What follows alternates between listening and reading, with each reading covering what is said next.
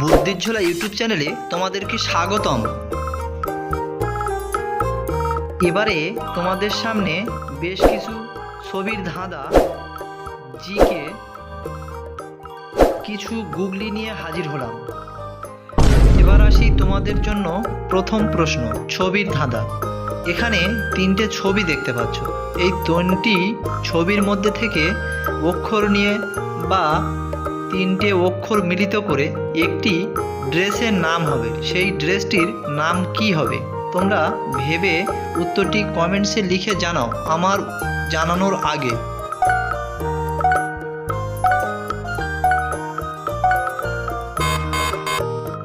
এখানে বন্ধুরা তোমরা কি উত্তরটি পেরেছো?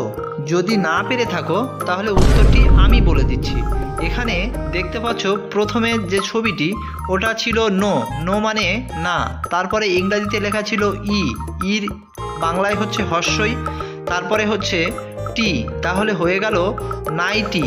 ভিডিওটি ভালো লাগলে একটি লাইক অবশ্যই করবে।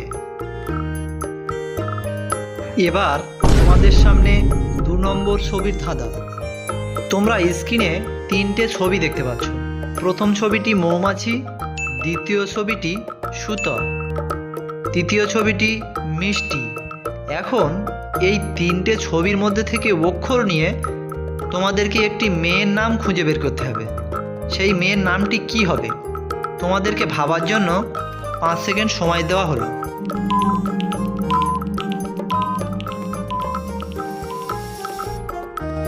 তোমরা কি উত্তরটি ভেবেছ? যদি পেরে থাকো তাহলে খুব ভালো, আর যদি না পেরে থাকো আমি তোমাদেরকে বলে দিচ্ছি।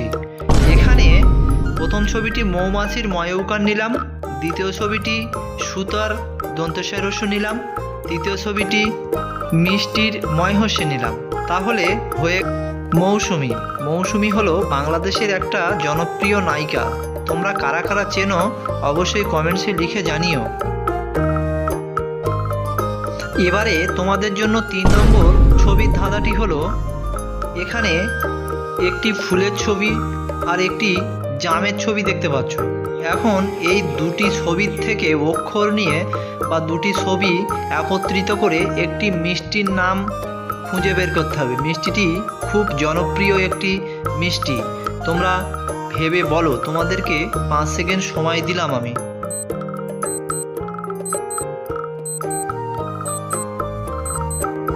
আশা করি উত্তরটি তোমরা সবাই পেরেছো। যারা যারা পেরেছো অবশ্যই ভিডিওতে একটা লাইক করে দিও, আর যারা পারোনি তারা অবশ্যই একটা ভিডিওতে সাবস্ক্রাইব করে আমাদের সঙ্গে জুড়ে থাকো। তাহলে আমরা উত্তরটি তোমাদেরকে এই মুহূর্তে জানিয়ে দিচ্ছি। মিষ্টিটির নাম হলো, তোমাদেরকে বলেছিলাম প্রথম ছবিটি ফুল, কিন্তু কি ফুল বলিনি। ফুলটি হচ্ছে গোলাপ, তার সঙ্গে মাঝখানে একটা যোগের চিহ্ন আছে, তারপরে জাম, দুটোতে একত্রিত মিলিয়ে হয়ে গেল গোলাপজাম। গোলাপজাম একটি জনপ্রিয় মিষ্টি। তোমরা কারা কারা খেয়েছো অবশ্যই কমেন্টসে লিখে জানাইও। এবারে তোমাদের জন্য 4 নম্বর ছবির ধাঁধা নিয়ে হাজির হলাম। তোমরা স্ক্রিনে একটি বাচ্চা ছেলেকে দেখতে পাচ্ছ, তার সামনে একটি রাস্তা আছে। এখন তার ওই রাস্তা দিয়ে গেলে কোন ফলটি সে খেতে পারবে? তোমাদেরকে ভাবার জন্য 5 সেকেন্ড সময় দিলাম। তোমরা ভেবে উত্তরটি কমেন্টসে লিখে জানিও।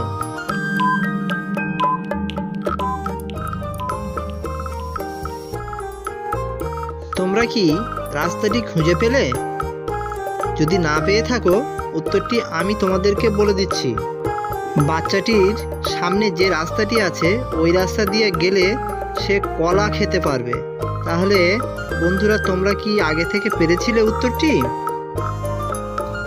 বন্ধুরা এবার তোমাদের জন্য কিছু জিকে প্রশ্ন নিয়ে হাজির হলাম। তোমাদের জন্য এবারে 5 নম্বর জিকে প্রশ্ন। কোন দেশের ক্যালেন্ডার বাকি দেশগুলোর থেকে 7 বছর পিছিয়ে রয়েছে?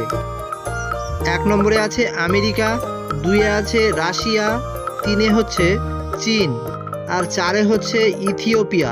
এই 4টে অপশনের মধ্যে কোন দেশের ক্যালেন্ডার বাকি দেশগুলোর থেকে 7 বছর পিছিয়ে রয়েছে? তোমাদেরকে ভাবার জন্য 5 সেকেন্ড সময় দিলাম।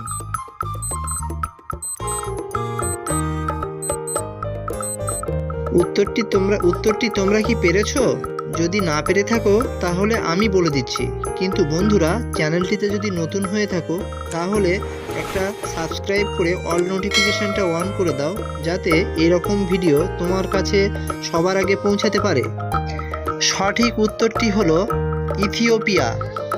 ইথিওপিয়া বিশ্বের সমস্ত দেশের থেকে 7 বছর পিছিয়ে আছে। এবারে আসি 6 নম্বর জিকে প্রশ্নে। লিপস্টিকে কোন প্রাণীর রক্ত মিশ্রিত করা হয়? অপশান এ কুকুরের, অপশান বি শূকরের, অপশান সি বাঘের, অপশান ডি হরিণের। এই 4টি অপশানের মধ্যে কোনটি সঠিক উত্তর তোমরা অবশ্যই কমেন্টসে লিখে জানাও।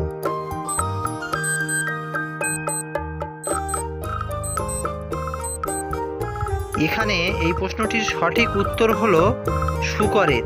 লিপস্টিকে শূকরের রক্ত মিশ্রিত করা থাকে। তোমরা যারা জানো না অবশ্যই প্রশ্নের উত্তরটি জেনে গেলে। তোমরা কারা কারা ব্যবহার করো লিপস্টিক কমেন্টসে লিখে জানাবে। বন্ধুরা, এবার তোমাদের জন্য 7 নম্বর জিকে প্রশ্ন। কোন কবি কবিতা লেখার আগে সাদা জামা পরে নিতেন? অপশান রবীন্দ্রনাথ ঠাকুর, পিবি শেলী, মাইকেল মধুসূদন না কাজী নজরুল ইসলাম। এই 4টি অপশানের মধ্যে কোন কবি কবিতা লেখার আগে সাদা জামা পরে নিতেন? তোমাদেরকে ভাবার জন্য 5 সেকেন্ড সময় দেওয়া হলো।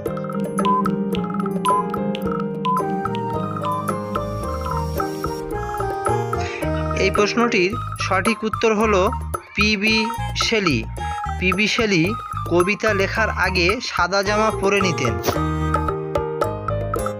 এবার তোমাদের জন্য 8 নম্বর জিকে, একটি মজাদার জিকে। দেহের কোন অঙ্গে ঘাম হয় না? অপশান এ চোখে, অপশান বি ঠোঁটে, অপশান সি নাকে, অপশান ডি হচ্ছে গলায়।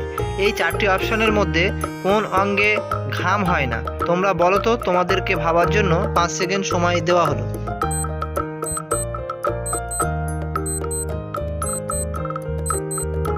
এই প্রশ্নটির সঠিক উত্তর হলো ঠোঁটে। আমরা কখনোই দেখিনি যে ঠোঁটে ঘাম হতে। তাই বন্ধুরা, উত্তরটি ভালো লাগলে অবশ্যই একটি চ্যানেলে সাবস্ক্রাইব করে আমাদের সঙ্গে থেকো। এবারে তোমাদের সামনে নিয়ে আসলাম গুগলি। 9 নম্বরে তোমাদের জন্য গুগলি হলো গাছ নেই আছে পাতা, মুখ নেই তবু বলে মানুষের কত কথা। বলো তো দেখি উত্তরটি কি হবে? গুগলি কিন্তু প্রশ্ন হিসাবে ভাবলে হবে না, গুগলির মতো ভাবতে হবে। তোমাদেরকে ভাবার জন্য 5 সেকেন্ড সময় দেওয়া হলো।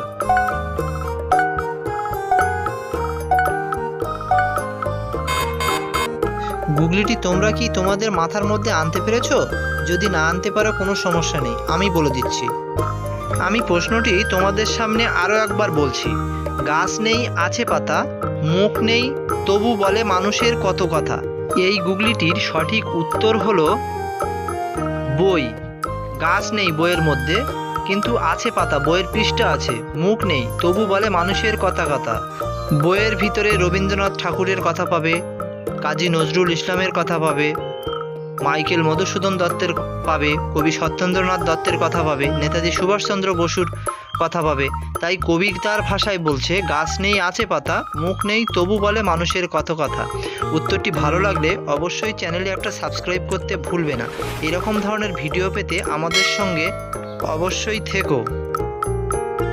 এবার তোমাদের সামনে 10 নম্বর গুগলি অর্থাৎ শেষ গুগলি নিয়ে হাজির হলাম। তোমাদের বুদ্ধি কতটা পরীক্ষা করে নেব। কোন তরকারিতে লবণ লাগে না? কি বন্ধুরা, তোমরা কি উত্তরটি পারবে? যদি পেরে থাকো অবশ্যই কমেন্টসে লিখে জানাবে। তোমরা এই ভিডিওর ভিতরে কতগুলো প্রশ্নের উত্তর দিতে পেরেছো অবশ্যই কমেন্টসে লিখে জানাবে।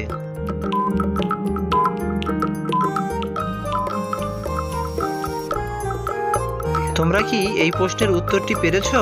না পারলে আমি বলে দিচ্ছি এই প্রশ্নের সঠিক উত্তর কি হবে। সঠিক উত্তরটি হলো 100% নোনা ইলিশ। ধন্যবাদ সবাইকে।